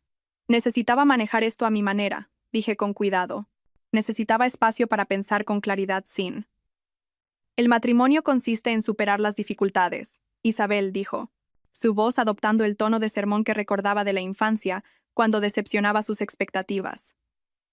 «No se tiran por la borda 12 años por una crisis temporal. ¿Has considerado la terapia? ¿Has hecho algún intento genuino de entender qué llevó a Javier a este comportamiento? ¿Qué papel pudieron haber jugado tus propias acciones en crear distancia entre vosotros?». Sus palabras cayeron como golpes físicos. Mi madre, que siempre había adorado a Javier, que había elogiado sus logros profesionales en cada reunión festiva, que lo había presentado como un ejemplo del compañero estable que esperaba que encontrara, aparentemente no podía procesar que me hubiera traicionado sistemáticamente. En cambio, estaba redirigiendo el foco hacia mi secretismo y cuestionando si había examinado adecuadamente mi propia contribución a la ruptura matrimonial. Intenté explicar las pruebas, la aventura que había durado meses, no días, los 12.000 euros que había gastado de nuestras cuentas conjuntas, el congreso ficticio y la desaparición de 6 días, el engaño calculado que demostraba que esto no era un desliz momentáneo, sino un patrón sostenido de elecciones. Mi madre contrarrestó cada punto con la sabiduría tradicional sobre el perdón, el compromiso y la complejidad de las relaciones a largo plazo. «Todo el mundo comete errores, Isabel. El matrimonio significa elegir perdonar y reconstruir, no correr a los abogados de divorcio a la primera señal de problemas». La conversación se deterioró a partir de ahí, terminando finalmente con mi madre diciendo que necesitaba tiempo para procesarlo todo, y yo dándome cuenta con dolorosa claridad de que su apoyo estaba condicionado a que yo interpretara el papel de víctima herida que busca la reconciliación en lugar del de actor estratégico que protege sus propios intereses. Me senté en mi sofá después de que terminara esa llamada, sintiendo un tipo diferente de traición instalarse en mi pecho. Había perdido a mi marido por sus propias decisiones, pero también estaba perdiendo el apoyo incondicional de mi madre porque me había negado a interpretar el duelo y la impotencia de las maneras que ella encontraba aceptables. El miércoles trajo una confesión inesperada de Clara que complicó aún más mi comprensión de cuánto tiempo había estado navegando en el engaño sin reconocerlo. Me invitó a cenar a un tranquilo bistró en un barrio donde era poco probable que nos encontráramos con alguien de nuestros círculos profesionales o sociales. Con una copa de vino que necesitaba más de lo que quería admitir, Clara hizo una confesión que claramente la había estado agobiando durante meses. «Isabel, necesito decirte algo que debería haber mencionado hace mucho tiempo», comenzó, su rostro mostrando el tipo de culpa genuina que no se puede fabricar. «El diciembre pasado, probablemente alrededor del día 10 u 11, vi a Javier almorzando con una mujer en ese restaurante italiano de la calle Ponzano, Rossetti, el que tiene los reservados al fondo». Hizo una pausa, reuniendo valor para continuar. Estaban sentados en uno de esos reservados, muy juntos, y algo en su lenguaje corporal me pareció mal. La forma en que se inclinaban el uno hacia el otro, la forma en que ella se reía, la forma en que él la miraba. Me convencí de que estaba malinterpretando la situación, que no debía plantar sospechas en tu matrimonio sin pruebas concretas, que tal vez solo era una colega y estaban discutiendo trabajo de una manera cómoda. Clara me miró a los ojos con visible angustia. «Cuando me llamaste pidiendo una recomendación de un abogado de divorcios, todo encajó de inmediato. Había presenciado la aventura en sus primeras etapas y no dije absolutamente nada. Me convencí de que te estaba protegiendo de sospechas potencialmente infundadas, pero en realidad solo estaba evitando una conversación incómoda». No sabía cómo procesar esta información. Una parte de mí se sintió traicionada por sus meses de silencio. Otra parte entendía la posición imposible en la que se había encontrado, atrapada entre destruir potencialmente mi confianza en mi matrimonio basándose en una observación ambigua, y permitir potencialmente que siguiera invirtiendo en una relación que ya estaba comprometida. No estoy enfadada, dije lentamente, procesando mis reacciones mientras hablaba. Estabas en una situación imposible. Si te hubieras equivocado, habría resentido la sospecha. Como tenías razón, resiento el silencio. No había una buena opción disponible para ti. Clara extendió la mano sobre la mesa, agarrando la mía. Lo siento mucho. Debería haber confiado en ti para manejar información difícil. Debería haber confiado en tu fuerza en lugar de tratar de protegerte del dolor potencial. La conversación cambió algo en nuestra amistad, introduciendo una nueva complejidad, pero también una honestidad más profunda. Hablamos durante horas sobre la ética imposible de la amistad, sobre cuándo la lealtad significa decir verdades incómodas, sobre cómo la exposición profesional de Clara a matrimonios fallidos la había hecho quizás demasiado cautelosa a la hora de intervenir en el mío.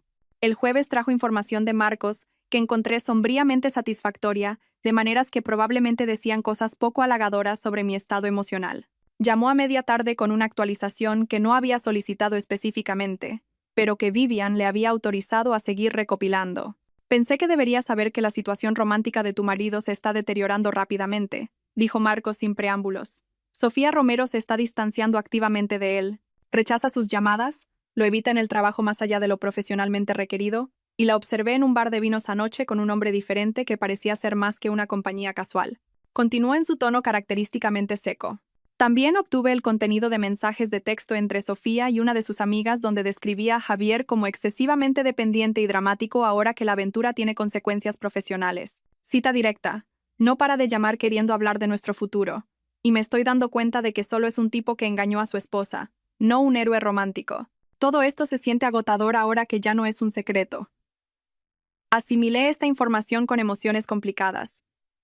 La mujer que había participado en la destrucción de mi matrimonio ahora estaba abandonando a Javier porque las consecuencias resultaron ser menos románticas que el secretismo. Las aventuras aparentemente prosperaban en el engaño y morían cuando se exponían a la realidad de la luz del día.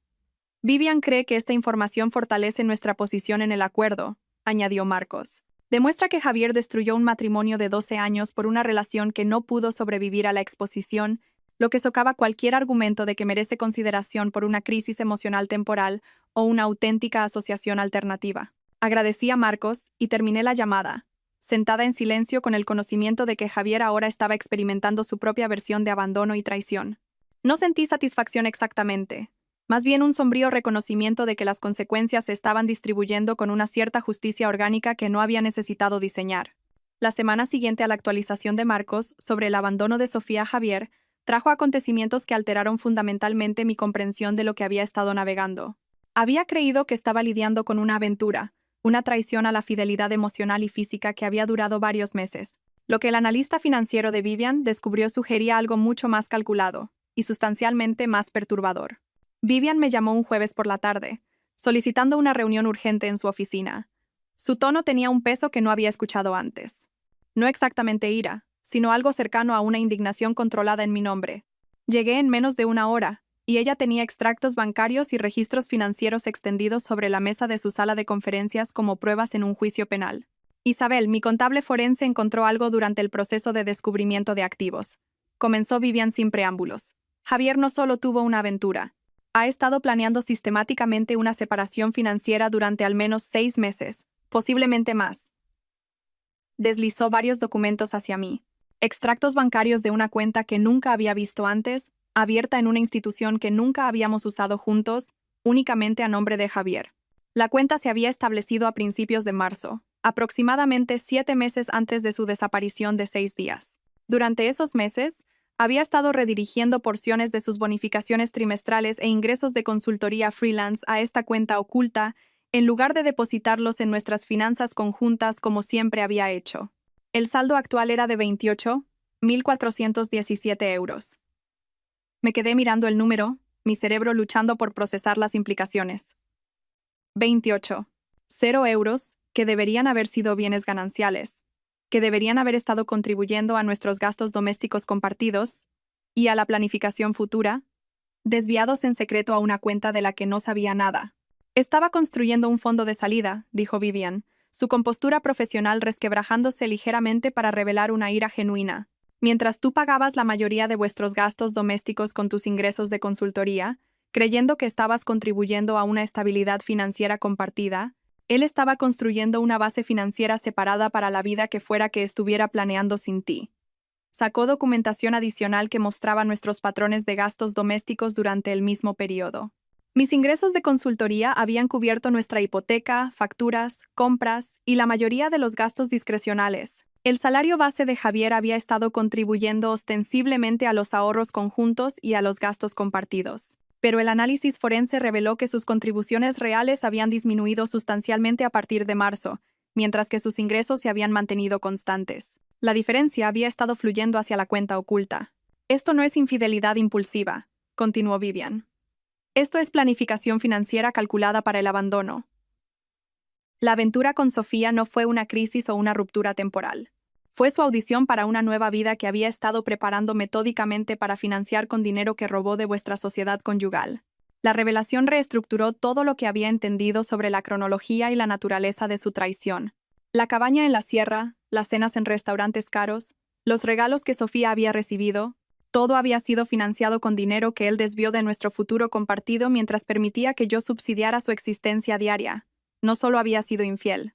Había estado robando sistemáticamente a nuestra sociedad para financiar su escape de ella. Conduje a casa desde la oficina de Vivian en un estado de furia fría que se sentía cualitativamente diferente de cualquier cosa que hubiera experimentado durante las semanas anteriores. La traición a la fidelidad era devastadora.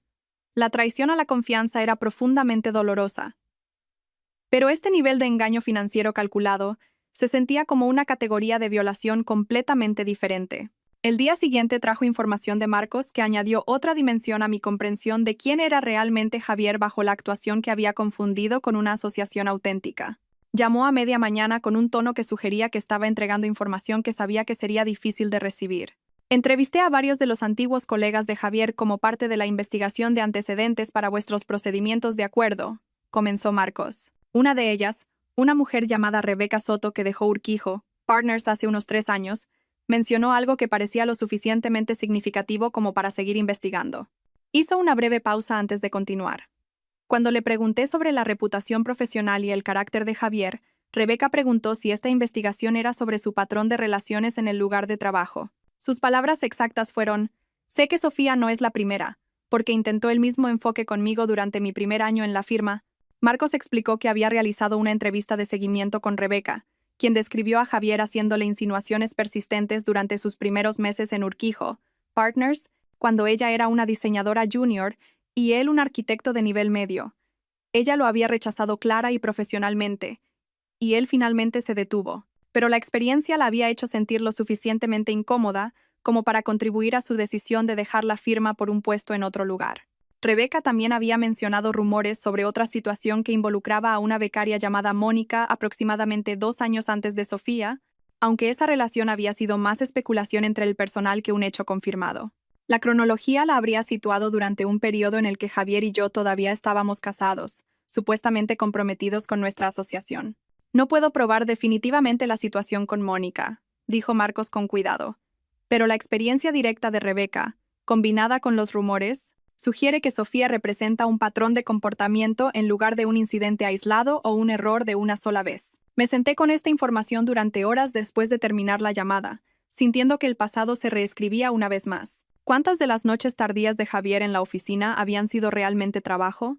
¿Cuántos proyectos exigentes habían sido historias de tapadera para relaciones que simplemente no habían progresado tanto como su implicación con Sofía? ¿Cuántas veces había aceptado sus explicaciones sobre horas extras y reuniones con clientes mientras él en realidad estaba persiguiendo o manteniendo aventuras con colegas? El patrón sugería que Sofía no era la mujer que había tentado a mi fiel marido aún. Comportamiento inusual.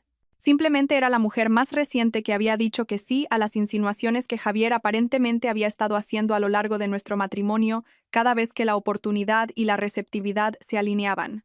Vivian incorporó esta información en nuestra estrategia de acuerdo, usándola para demostrar un engaño sistemático en lugar de un único lapso de juicio, que podría justificar clemencia o la consideración de circunstancias atenuantes. La narrativa pasó de marido que cometió un error durante un periodo difícil a marido que mantuvo un patrón de infidelidad y engaño a lo largo del matrimonio. El domingo por la tarde trajo una conversación inesperada y dolorosa con Elena que añadió otra capa a mi comprensión de cuán extensamente Javier había manipulado a las personas a su alrededor para aislar sus engaños. Nos encontramos para tomar un café en un lugar cerca de su apartamento en Toledo, y parecía agitada de maneras que sugerían que había estado cargando con algo difícil durante algún tiempo.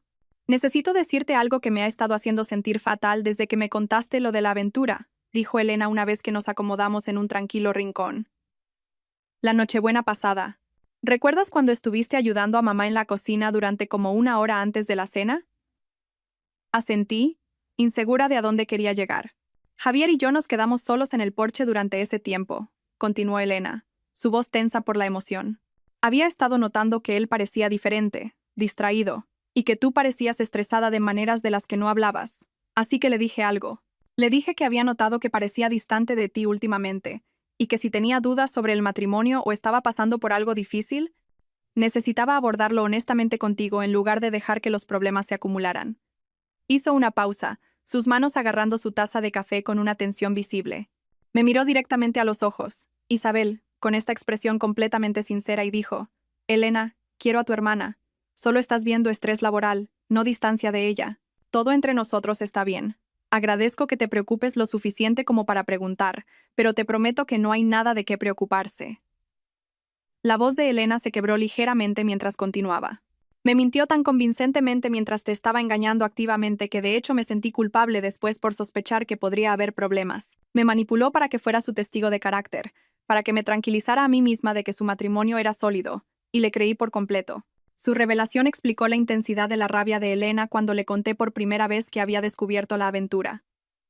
Su ira no había sido solo furia protectora en mi nombre. Había sido parcialmente sobre su propio sentido de complicidad, sobre haber sido utilizada como arma contra sus propios instintos y para validar una narrativa falsa. «Por eso quería enfrentarme a él tan desesperadamente», dijo Elena. «Por eso tuve que obligarme a no conducir a Madrid y destruir algo suyo. Me había hecho cómplice de tu engaño. Había usado mi confianza y mi amor por ti como una herramienta para aislar aún más sus mentiras». Extendí la mano sobre la mesa y agarré la suya. «No eres cómplice. Te manipuló de la misma manera que me manipuló a mí. Eso es lo que hace, aparentemente. Construye narrativas e interpreta sinceridad hasta que la gente cree la versión de la realidad que está vendiendo». La pieza final de comprensión llegó inesperadamente mientras estaba empaquetando los artículos restantes de la habitación de invitados para ser enviados a cualquier dirección que Javier hubiera proporcionado a su abogado. Metido entre 2 libros de texto de arquitectura en el estante inferior, encontré un diario encuadernado en cuero que nunca había visto antes. La ética profesional y el respeto básico a la privacidad sugerían que no debería leer el diario privado de alguien.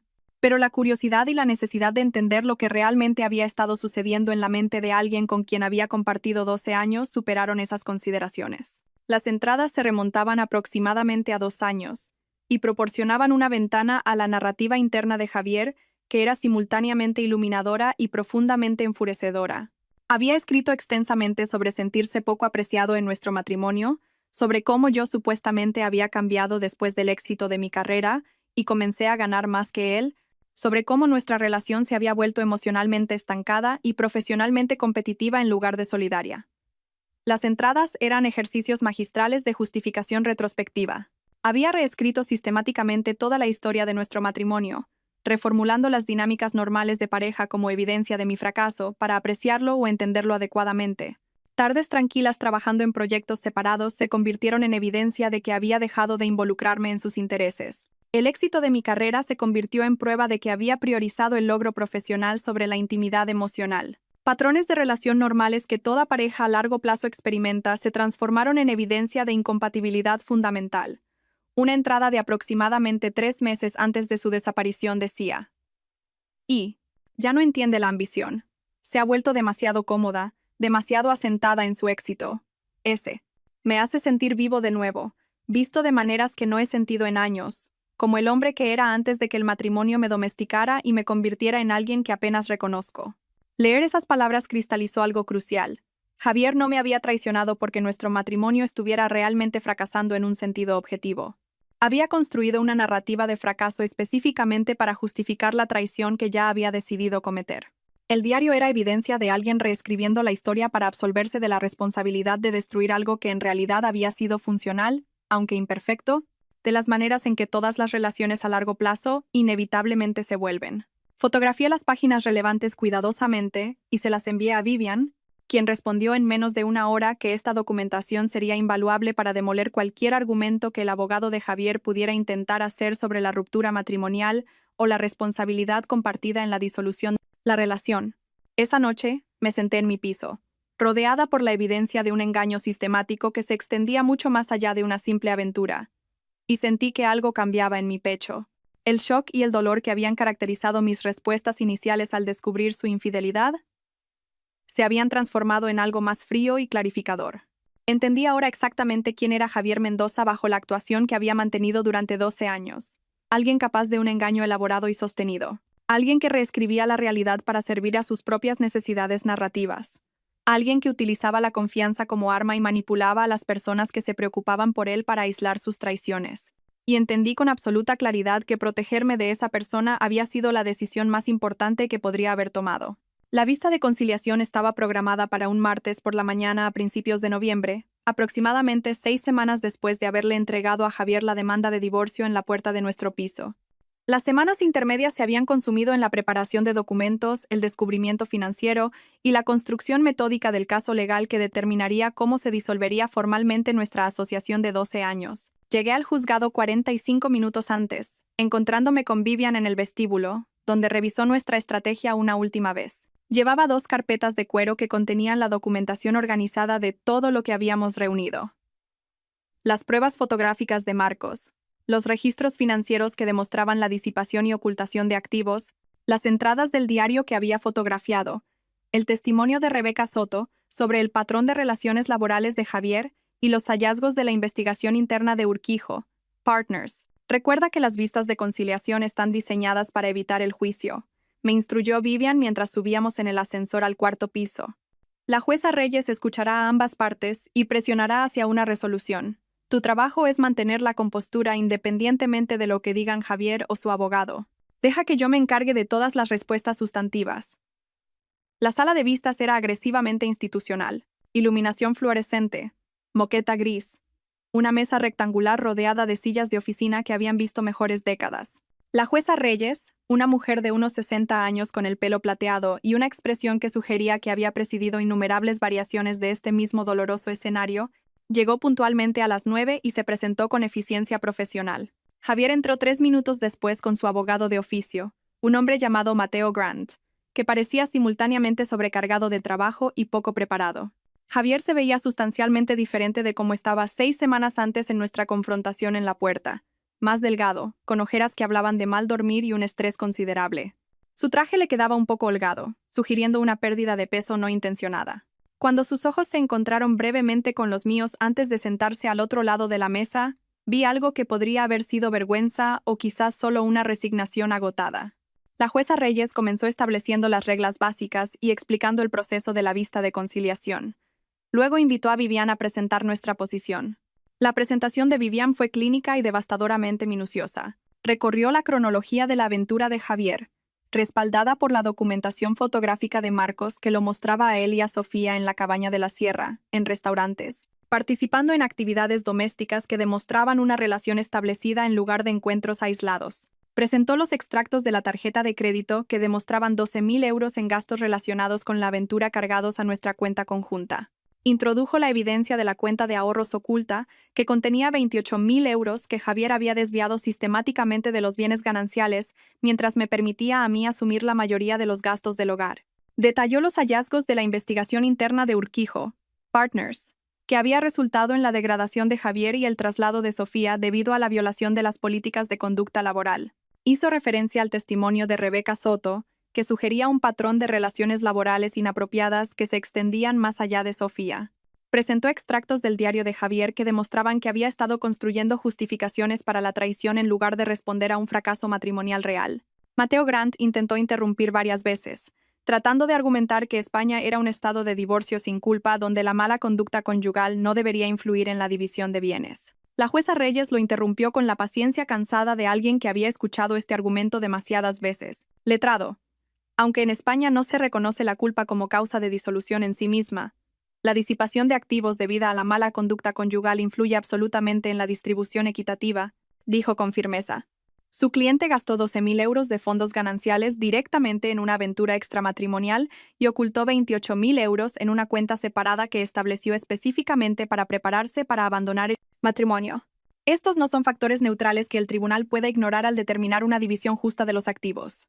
Ver a Javier sentado al otro lado de esa mesa de conferencias, mientras sus engaños eran catalogados públicamente en procedimientos legales oficiales, generó una compleja respuesta emocional que no había anticipado del todo.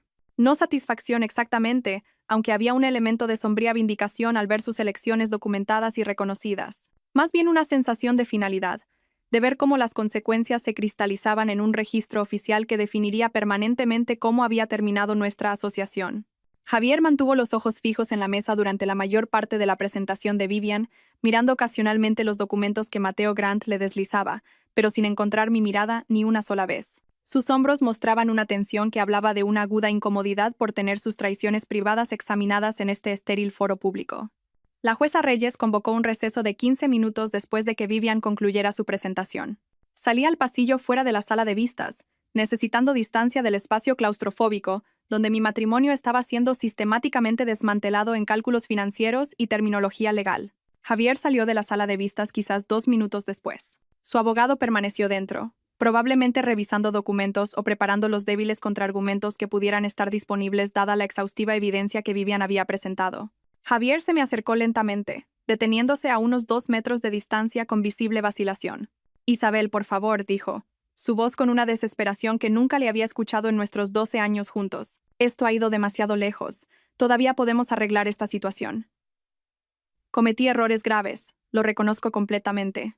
Pero lo que estás haciendo ahora, destruir mi carrera, quitármelo todo. Esto se siente vengativo en lugar de proporcional». Miré a este hombre al que había amado y en el que había confiado y con el que había construido una vida, y no sentí nada más allá de una distante observación clínica. La conexión emocional que una vez había definido mi comprensión de quién era yo en relación con él, había sido completamente cortada por el peso acumulado de sus engaños. Vengativo sería la exposición pública más allá de los procedimientos legales. Javier, respondí uniformemente. Vengativo sería enviar las fotografías de Marcos a todos los arquitectos de Madrid. Vengativo sería contactar a la familia de Sofía para explicarles exactamente cómo su hija pasaba los fines de semana. Lo que realmente estoy haciendo es proteger los activos que intentaste robar sistemáticamente y asegurar que asumas las consecuencias financieras apropiadas por las decisiones que tomaste libre y repetidamente durante un periodo prolongado. Cambió de enfoque, sus ojos adquiriendo una cualidad vidriosa que sugería una emoción genuina o una angustia interpretada. ¿No recuerdas quiénes éramos juntos? ¿Esos 12 años ya no significan nada para ti? Me acerqué un poco más, bajando la voz para que nuestra conversación no llegara a otros en el pasillo. Significaban todo para mí hasta que tú decidiste que no significaban nada. No puedes usar nuestra historia compartida como arma retroactivamente después de haber pasado 6 meses planeando sistemáticamente tu salida y 6 días celebrándola en una cabaña en la sierra con tu jefa de proyecto. Su rostro se contrajo ligeramente ante la franqueza de mi respuesta. Antes de que pudiera intentar otro argumento, el asistente de la jueza Reyes nos llamó de nuevo a la sala de vistas. Los términos finales del acuerdo se dictaron con una eficiencia burocrática que redujo 12 años de asociación a 15 minutos de lenguaje legal. Conservé la propiedad total del piso y la hipoteca que había estado pagando, sin que Javier recibiera ninguna participación en el capital porque la jueza Reyes determinó que su mala conducta conyugal había disipado un valor equivalente. Recibí el 68% de nuestros ahorros conjuntos restantes, calculados tomando el saldo actual, sumando los 12.000 euros que había gastado en gastos relacionados con la aventura y los 28,0 euros que había ocultado en la cuenta secreta, y luego dividiendo proporcionalmente, mientras se tenían en cuenta mis contribuciones financieras sustancialmente mayores durante los 3 años anteriores. Javier conservó sus pertenencias personales, su vehículo y sus planes de pensiones, menos una parte asignada a mí que representaba los años en que había apoyado financieramente su carrera durante periodos de inestabilidad de ingresos. La jueza Reyes determinó que no correspondía ninguna pensión compensatoria en ninguna dirección, dado que ambos habíamos sido profesionales autosuficientes con ingresos comparables durante la mayor parte del matrimonio. Toda la disolución de nuestra sociedad legal fue articulada y formalizada en menos tiempo del que normalmente nos llevaba a elegir un restaurante para cenar. Mateo Grant ofreció a Javier tranquilas seguridades de que esto representaba el mejor resultado posible dadas las circunstancias, lo que reconocí como un eufemismo legal que significaba que no había tenido absolutamente ninguna palanca para negociar mejores términos. Firmé el acuerdo de conciliación con manos firmes, cada firma funcionando como un signo de puntuación, marcando el fin definitivo de un capítulo muy largo y cada vez más doloroso. Javier firmó con manos que temblaban visiblemente, su abogado guiándolo a través de cada línea de firma requerida con paciente instrucción. De pie en las escaleras del juzgado después, con el viento de otoño cortando a través de mi abrigo, sentí que algo cambiaba en mi pecho. No felicidad ni triunfo, sino el levantamiento de un peso que había estado cargando durante meses. Vivian estaba a mi lado, la satisfacción profesional evidente en su expresión. Lo ejecutaste perfectamente, dijo, y entendí que estaba ofreciendo una evaluación profesional en lugar de consuelo personal. Documentaste exhaustivamente, te protegiste financieramente, y te negaste a dejar que la emoción comprometiera la estrategia. Precisamente por eso el acuerdo te favoreció de manera tan decisiva. Vi a Javier salir de la entrada del juzgado a unos 6 metros de distancia. Mateo Grant le hablaba en tonos demasiado bajos para oír mientras Javier miraba a la nada en particular. Parecía más pequeño de alguna manera, físicamente disminuido por el reconocimiento oficial de sus elecciones y sus consecuencias. Por un breve momento, nuestras miradas se encontraron a través de la distancia. Le vi buscar algo en mi rostro, quizás arrepentimiento o un sentimiento residual, o alguna apertura que pudiera explotar para intentar una reconciliación o renegociación. No le ofrecí nada más allá de un reconocimiento neutral de su presencia. Luego simplemente me di la vuelta, caminando hacia el aparcamiento donde esperaba mi coche, moviéndome deliberadamente hacia la vida que había estado reconstruyendo metódicamente mientras él había estado ocupado destruyendo la versión anterior. Vivian me acompañó a mi coche, y antes de que abriera la puerta, dijo algo que recordaría durante las difíciles semanas que siguieron. La venganza no se trata de hacer que alguien sufra proporcionalmente a cuánto te hicieron sufrir a ti, dijo en voz baja. Se trata de asegurarte de que tú ya no sufres. Acabas de lograr exactamente eso. Me alejé del juzgado entendiendo que, aunque la disolución legal estaba completa, el procesamiento emocional continuaría durante algún tiempo, pero los cimientos estaban establecidos. Me había protegido cuando la protección era necesaria, había respondido al caos con estrategia en lugar de histeria, y me había asegurado de que las consecuencias cayeran donde legítimamente pertenecían. El viaje a casa desde el juzgado se sintió diferente a cualquier otro que hubiera hecho en los últimos 6 meses. La disolución legal estaba completa, formalizada a través de firmas y aprobación judicial que transformaban 12 años de asociación en un hecho histórico en lugar de una realidad presente. El peso que había estado cargando desde que descubrí ese correo electrónico en el portátil de Javier se había levantado parcialmente, reemplazado por algo que se sentía tentativamente como el comienzo de la paz. El piso al que regresé esa noche todavía tenía rastros de nuestra vida compartida a pesar de los cambios que había implementado durante su ausencia de 6 días. Durante las semanas siguientes, comencé una transformación más completa que convertiría este espacio de un museo de recuerdos en algo que reflejara solo mi propia estética y prioridades. Comencé a repintar el primer fin de semana después de la vista de conciliación. Inicialmente había contratado pintores, recibiendo presupuestos que parecían razonables hasta que consideré el valor terapéutico de hacer el trabajo físico yo misma. Los beiges y grises neutros en los que Javier había insistido que representaban elecciones sofisticadas y favorables para la reventa desaparecieron bajo colores que había querido durante años, pero que nunca había defendido con la suficiente fuerza como para anular sus preferencias. Un verde azulado profundo en el salón, un tono que atrapaba la luz de los ventanales de suelo a techo de maneras que cambiaban a lo largo del día. Un terracota cálido en el dormitorio, creando una atmósfera que se sentía relajante en lugar de estéril. Un verde salvia suave en lo que había sido nuestro dormitorio compartido, pero que ahora se estaba convirtiendo en un despacho dedicado. Cada pared que pintaba se sentía como reclamar un territorio que había sido cedido gradualmente a lo largo de años de compromisos que de alguna manera siempre se habían inclinado hacia sus preferencias en lugar de representar una genuina negociación de pareja. El trabajo físico resultó inesperadamente terapéutico. Los cambios en los muebles siguieron de forma natural. El moderno sofá modular que a Javier le encantaba y que yo siempre había encontrado agresivamente incómodo, fue donado a una organización benéfica.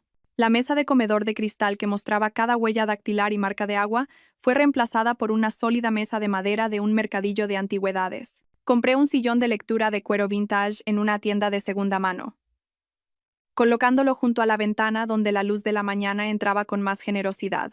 Ese sillón se convirtió en mi espacio favorito de todo el piso. La transformación del espacio físico apoyó una transformación paralela de las conexiones sociales. Clara y yo navegamos la complicada nueva dinámica que nuestra amistad había adquirido. Nos reunimos para cenar regularmente durante varios meses, teniendo conversaciones que a veces eran difíciles, pero que finalmente fortalecieron nuestra conexión. Una noche a finales de diciembre le dije algo que había estado procesando.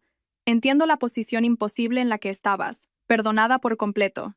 Ella estuvo de acuerdo sin dudar, y nuestra amistad se profundizó a partir de ese intercambio. También reconecté con amigas de la universidad de las que me había distanciado gradualmente. Mujeres que me habían invitado a viajes de fin de semana que Javier había desalentado sutilmente. Al reconectar con ellas, reconocí con incómoda claridad cuánto había contraído mi vida para acomodar preferencias que había internalizado como un compromiso razonable.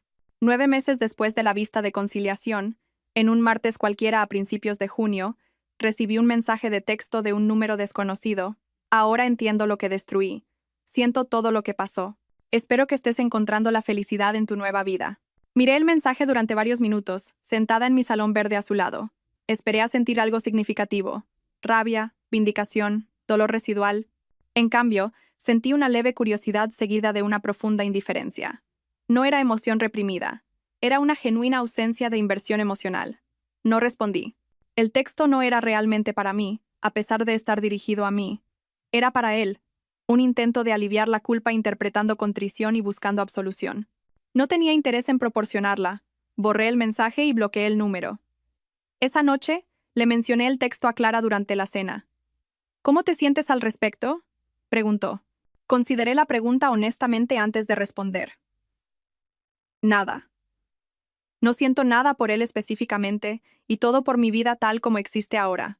Así es como sé que realmente he sanado en lugar de solo interpretar la sanación. Clara levantó su copa de vino con una leve sonrisa. Por nada, dijo, reconociendo tanto lo absurdo como la profunda verdad del brindis. Ambas reímos, y la conversación pasó naturalmente a otros temas. El sobre amarillo, que había representado la culminación de mi respuesta estratégica a la traición, encontró una residencia permanente en un estante de mi despacho, posicionado donde lo vería cada vez que trabajaba. Un recordatorio de que la documentación vence a la manipulación. Explicaría cuando me preguntaran, y que el pensamiento estratégico produce mejores resultados que la reacción emocional. Una noche a finales de otoño, casi un año después de entregarle a Javier los papeles de divorcio, saqué el sobre amarillo de su estante y examiné su contenido por última vez. Me di cuenta con una claridad que se había desarrollado gradualmente durante meses que el sobre amarillo nunca se había tratado realmente de venganza. La venganza habría implicado querer que Javier sufriera proporcionalmente al dolor que me había causado. Lo que realmente había querido, lo que había logrado metódicamente, era protección contra daños continuos, rendición de cuentas por las decisiones que habían dañado nuestra asociación y el desmantelamiento de los desequilibrios de poder que él había creado y mantenido a través de un engaño sostenido. El sobre volvió a su estante, transformado de un arma en un monumento, marcando las coordenadas precisas de mi transformación. Esa noche, me fui a la cama en un piso que me pertenecía por completo, legal, financiera y emocionalmente. El silencio que llenaba el espacio no se sentía vacío ni solitario. Se sentía completo. Había aprendido algo esencial. La paz no surge de la venganza que equilibra el sufrimiento. No proviene de la reconciliación que tapa violaciones fundamentales de la confianza. La paz proviene de la certeza tranquila de que te protegiste cuando fue necesario, que respondiste al caos con estrategia en lugar de igualarlo con un caos equivalente, y que cerraste puertas que nunca deberían haberse abierto mientras caminabas deliberadamente hacia un futuro que solo tú defines. Esta historia de justicia estratégica te ha mantenido en vilo. Dale al botón de me gusta ahora mismo. Mi parte favorita fue cuando Isabel le entregó a Javier ese sobre amarillo en la puerta y vio cómo se le iba el color de la cara al darse cuenta de la realidad. ¿Cuál fue tu momento favorito? Déjalo en los comentarios. No te pierdas más historias poderosas como esta. Suscríbete y activa la campana de notificaciones para no perderte ninguna publicación.